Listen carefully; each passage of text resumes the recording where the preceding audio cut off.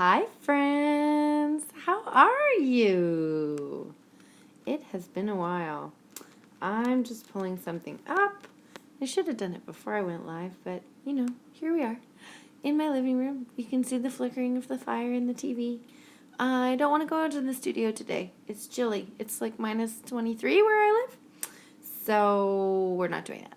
We're staying at home right by the fire. So today we are talking about how to make 2020 the year of mission reclaim your sexy. Or some variation of that ilk. Hello, ladies.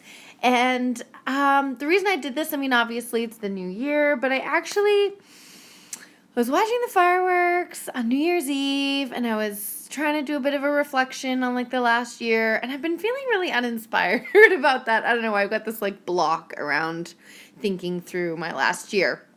And of course, everyone's been doing these decades in review as well. And then it was interesting because I was like, I'm a sex coach. Who have I been sexually in the last year? And who have I been sexually in the last decade? How have I evolved as a sexual being in the last decade? And how do I want to continue to evolve as that person moving forward in my life? So this was kind of the big question that I was pondering on New Year's Eve. And I thought today I would share a few of the things that I have kind of learned about myself, and a few of the gains, I guess, that I've made in my sex life and in my sexuality over the last decade.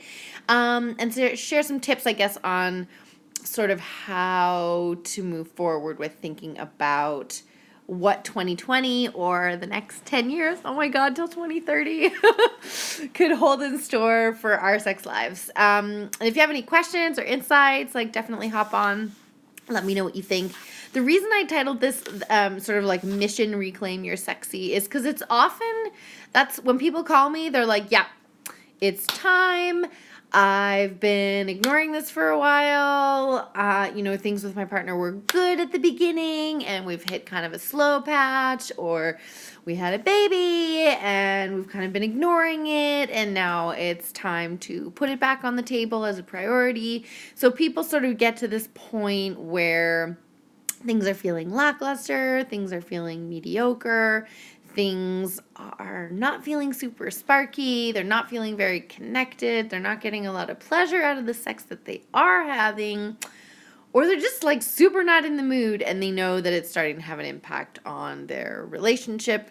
And I think the biggest thing that I hear often, especially for moms and folks that are in long-term relationships, is that this is really about nurturing our relationship over the long term, right? I know for me, I don't want to be that couple that breaks up in 10 years or 15 years or 20 years because we stopped having sex and we stopped nurturing that part of our relationship.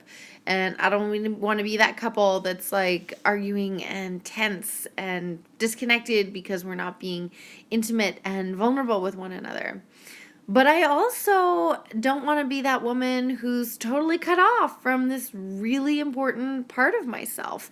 If there's anything that I've learned on this journey for myself, it's that our vaginas are not these things that we can just, as my teacher always says, take off, shove in the closet, ignore, take out for a little weekly play session, a monthly play session, and then put back in the closet. They are integral to who we are as a whole person. And that has probably been my number one takeaway in this last decade, is to be thinking about always, what is my relationship like with my vagina? Am I visiting her frequently? Am I in dialogue with her? And am I allowing her and supporting her to lead the way on my decisions about my sexuality and what I'm eating? Because she knows, and she knows more than my brain usually does, right? So what are some of the takeaways for me? Many of you might know my story, but if you don't, quick recap, which is that I basically spent most of my 20s in search of the grand orgasm, the elusive grand orgasm that I thought I was broken. I thought I was never going to have one. I thought it just wasn't going to be a thing for me. Sex always felt good and pleasurable for like the first 6 months, and then I'd kind of hit a wall where it was like yummy and nice, but then I just wasn't getting any like finish. It wasn't going anywhere for me. I was getting frustrated and irritated with that. And it was affecting my relationships for sure. I also spent about a year with a particular partner where I was pretty much at war with my vagina for 12 months.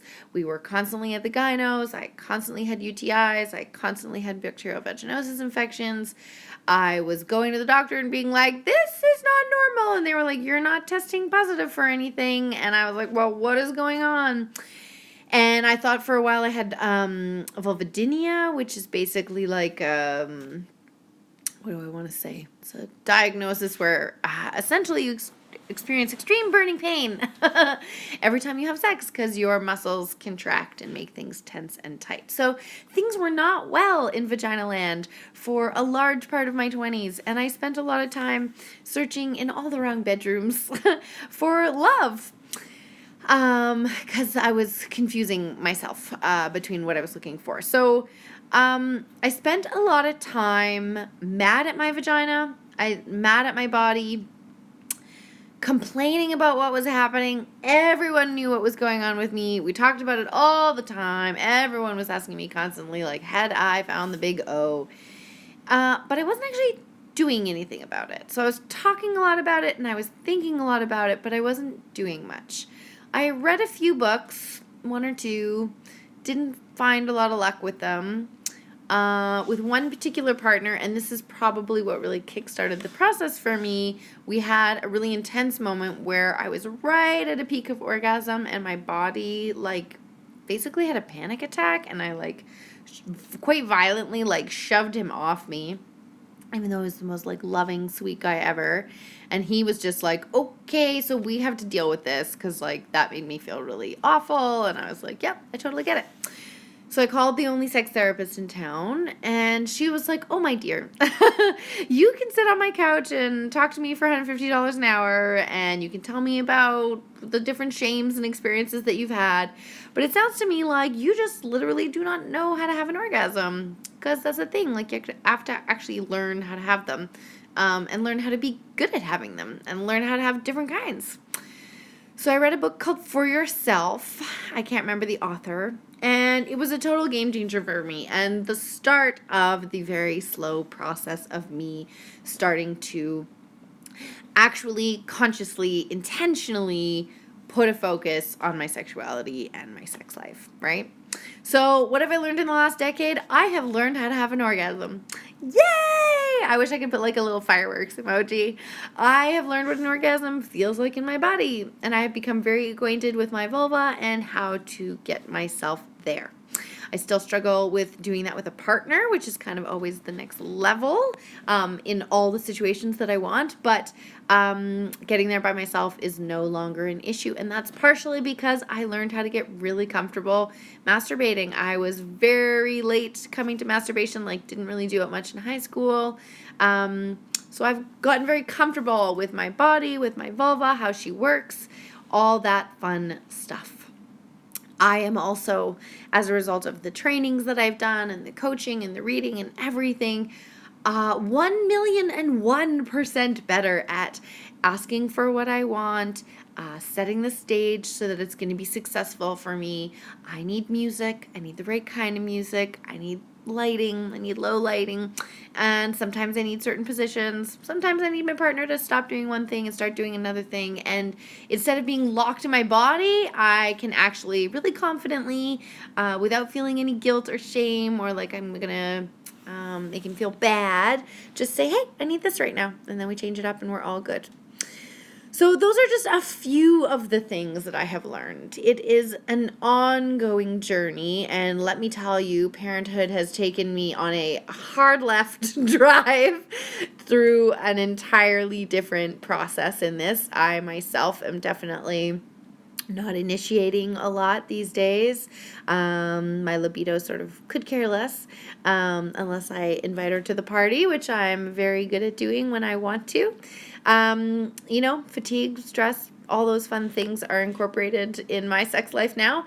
But it's been 18 months and it's time, right? It's time to be putting an emphasis on this and putting a focus on this. So, what are some of the things we can think about? What are some of the things that we can do if we are on a mission to reclaim that spice, reclaim that sass, and reinvest in our sex life? And I guess my caveat here is 95% of the time when I'm talking to people, talking to women about their sex life, it's always about getting in the mood for him. Wanting to want sex more often to meet his needs. Feeling like we're not giving him enough pleasure. And I do think that's a really important dynamic. Sex is reciprocal, and I believe that we need to craft and create a sex life that serves both partners. But I really want to caution you or invite you to question starting from that place. And it's because it doesn't come up from a place of empowerment, and it doesn't come from a place of power. And it doesn't come from a place of acknowledgement that your pleasure is yours first. And when you can learn to claim it for yourself, you will feel much more generous about sharing it. And we can feel less like resentment about them sort of claiming their pleasure when we haven't done the work to claim our own. And I mean, society has brewed a shitstorm for us to not claim our pleasure. And this is why it can feel really hard to do that. So I just want to invite you to think a little bit about your intention behind reclaiming your sexy. For me, focusing on your sex life, focusing on your relationship with your vagina is really about focusing on your relationship with pleasure, reconnecting with who you are as a woman, like at your core, your leadership, your values, how you want to show up in the world. And this all has a ripple effect into every part of your life. It has a ripple effect in terms of how you parent, how you are in your partnership, and how you are as a person in your world, right? So, tip number 1, I've said this before, I'll say it again. You gotta masturbate, lady. Masturbate, masturbate, masturbate. I just got this app. I think it's called Done. It's like a habit tracker. And my 3 free habits that I'm tracking are masturbating a couple of times a week, meditating, and moving my body. Those are my 3 M's for 2020. Masturbating is so important, and intentional masturbation is an extra important piece of that. And if you coach with me, I have a bunch of tools that I share around how to do intentional masturbation. I'm going to be doing a free challenge in February, so stay tuned for that if you want to be doing some intentional masturbation. But masturbation is the key to energetically opening up dialogue with your vagina, actually, literally, physically spending time with her or them or they, whatever you want to call it. Getting to know what works for you today, now, not what used to work for you, not what you wish works for you, but how your vagina, your clitoris, your vulva work today, right now, so that you can actually communicate it well to your partner. Masturbating is number 1. If you spent the year masturbating a couple of times a week, I guarantee you your sex life would totally change. Especially if you do it with intention. And by intention, I just mean curiosity and presence to your body and what it's asking for, instead of like running the porn loop in your head. And curiosity and playfulness around exploring new things rather than just doing the same old, right? Tip number 2 is to get really connected to kind of what motivates you to have sex, why sex is important to you. So to kind of do some digging around your sex life and to add to that dialogue with your partner about that. So reflecting on some of these questions yourself, inviting your partner to reflect on these, and talking together about like, why have sex? What is the point of sex to you and to your relationship? Why does it matter? What do you love about it? What serves you the most? What's working in your sex life right now, and what's not working, or what would you like to change? This is where we start to open a dialogue where we get to create a sex life that works on our terms in our partnership. So I don't want you to think about how often you think you should be having sex, how often you should be doing this, what sex positions you should be doing, what kinds of things you should be doing. I want you to think about what makes you feel good, what gives you pleasure, what makes you feel connected to your partner, and likewise, what works for them. What are they really looking for out of sex and intimacy and connection? And can you start to shift some habits, schedule some sex dates, or bring some of these things that you're looking to create into your life with intention? So reflecting and conversing would be my second step, right? Just like you might reflect and converse around your money or your kid schedule, you're just adding sex to the list because it's important. And last but not least, this one is a little bit of kind of like a sideways angle on improving your sex life, is for you to think about and explore your relationship to pleasure. And when I say pleasure, I don't just mean sexual pleasure. I mean pleasure of all kinds. How much joy, lightness, laughter, ease, and relaxation is in your life? How much is in every day? How much is in every hour? How much is in every month? Most of us are operating from a pretty high level of stress at any given time. I am there with you in the middle of it. Money, kids, schedules, discipline, fatigue, like all of it. And stress will kill your sex life. It will kill your connection with your partner, and it will kill your connection with yourself. And the antidote is to focus on pleasure. And it works in two ways. That's the nice thing. So when we focus on even the smallest moments of joy and ease and relaxation and gifting ourselves pleasure as often as we can, not only are we counteracting that stress, but we're also actually like physiologically doing ourselves great benefit, right? All those hormones that are released when we're in pleasure and joy and ease are supporting us to fight against those negative hormones that get released when we are in stress and distress. So ways that you can look to prioritize pleasure: 10-second dance parties, 10-minute dance parties, 2-minute dance parties, shaking your booty to your favorite song in the car, belting out your favorite songs at the top of your voice, playing with your kids while your phone is aside and you just totally immerse yourself in a tickle fight, or chasing them, or reveling in their laughter, or whatever it is that they're doing. Enjoying chocolate, enjoying a chai tea, I just made one, enjoying some of your favorite treats, but giving yourself a minute to intentionally and mindfully, truly savor them, right? Moving your body, having sex, doing things that feel good. How can you please all of your senses, right? How can you make pleasure a priority at any given time in your day? Right now, I am sitting by the fire. My feet are warm because I've got my big toasty socks on, and I've got my toque and my scarf. I just had a yummy breakfast. I am feeling at pleasure and at ease right now.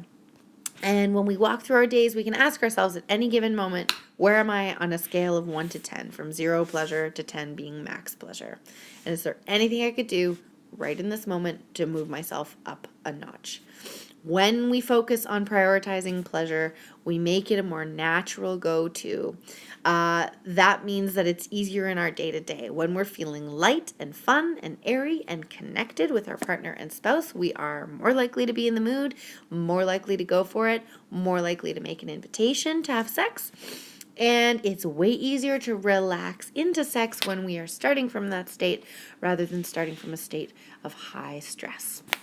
So those are my tips for today. If 2020 is the year of mission, reclaim your sexy, your sassy, your sex pot, whatever it is, then start masturbating, my lady. Start thinking about why your sex life matters to you, what you want to do about it, and talk to your partner about these things.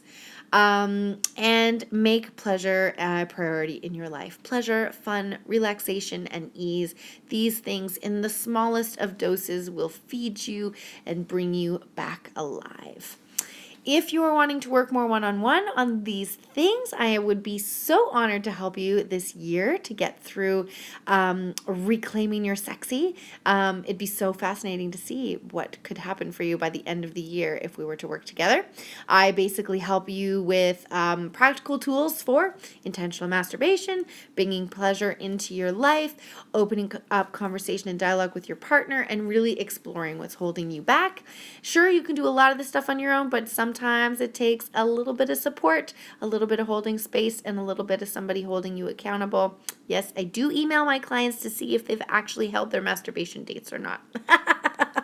Send you a little text if you want.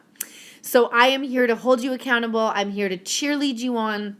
I am here to hold you when the going gets tough, and I am so here to celebrate with you when you get through those goals and milestones. I wouldn't be where I am today without the help of a sex coach and coaching as well. So if you are interested in that, you can head to my website, click the coaching tab. I think it's probably actually even in the link in bio, because, I'm smart like that, I think, some days.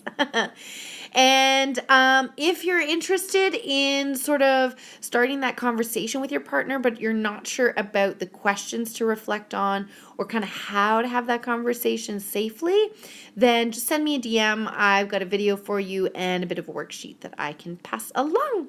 Have a lovely day. Mwah. Happy 2020. Welcome to a new year and not a new you, just revived, revitalized you.